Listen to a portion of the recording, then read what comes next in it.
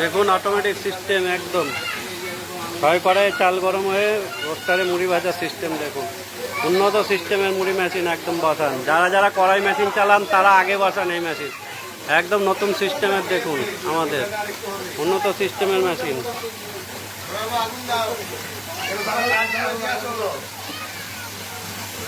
এই সিস্টেম আপনিও বসান যদি উন্নত টেম্পের মুড়ির মেশিন বসাতে চান।